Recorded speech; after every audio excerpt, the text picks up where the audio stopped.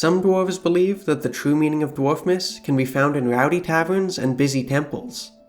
Others say that it's found in the frozen huts of miners digging coal deep underground. But I say that the true meaning of dwarfmas is really found in a pile of valuable artifacts resting in my vault like a dragon's hoard. After all, what are artifacts if not gifts given to me by dwarves possessed by the dwarfmas spirit? To get my dwarves ready for gift production, I sent them to the frozen northern tundra, where I forced them to build a fortress and collect all the precious materials they needed to make me high-quality artifacts. I tried to lift the holiday spirits of the fortress by releasing elk birds, which are the closest thing the cavern has to reindeer, onto the surface. But it turned out that gargantuan flightless birds with antlers are better decorations in theory than in practice, and I had to send a couple soldiers out to eradicate the infestation. Once all of that was out of the way, and my dwarves were settled in the fortress with nothing to do, it was only a matter of time before they started losing their minds and making me presents. The first dwarf to break was Lore the Herbalist, who decided that the perfect gift for the season was a crown made of coal. While carving a gift out of coal sent some mixed messages as to whether this was really a present or a punishment, I ultimately decided a coal crown was actually kinda fitting, given some of the things I did to my dwarves this year. Following up behind Lore was Keycrossed the Metalsmith, who stayed firmly within his wheelhouse to make me an iron table. While I imagine it would have some practical uses preventing board game freakouts, an ultra-heavy table seemed somewhat inconvenient if I should ever decide to rearrange my house.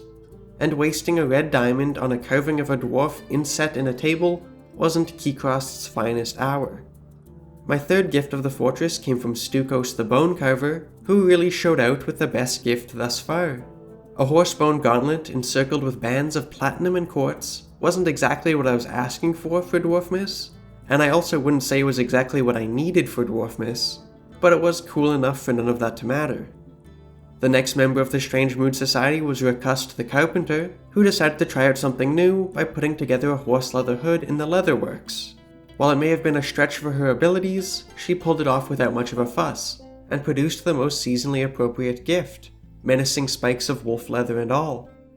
The penultimate breakdown was had by Kib the Gem Setter, who followed the well-trodden path of all the jewelers that came before her by taking a single low-value gem lying in a dusty, cobweb-ridden corner of the fortress and trying to pass it off as something worth getting excited over. A smoky quartz bracelet is really about as low-effort a gift as you can give. Finally, there was Kivish the Woodworker, who put me to work by requesting logs as part of her strange mood. She took the logs, some gems, some platinum blocks, and some bones, and managed to turn a collection of high-quality parts into something slightly tacky. Because as nice as all the parts were, putting the image of adamantine earrings, which are a much better and more valuable artifact, onto your artifact kinda invites comparisons that aren't gonna be favorable. With these 6 artifacts safely tucked away in a vault, I had everything I could want for Dwarfmas. But of course the counterpart to receiving gifts is giving them. And some people, not me, would say that the giving is even more important. And so I made sure to re-gift my least favorite artifacts to the king of my civilization, so that the efforts of my dwarves would be passed on to someone who would have to pretend to like them. And to my dwarves, I gifted life in one last peaceful fortress, cold as it may be, before the calendar flips over to 2024 and I'm forced to use them for experiments once again. I'm sure they're about as scared for adventure mode as I am excited.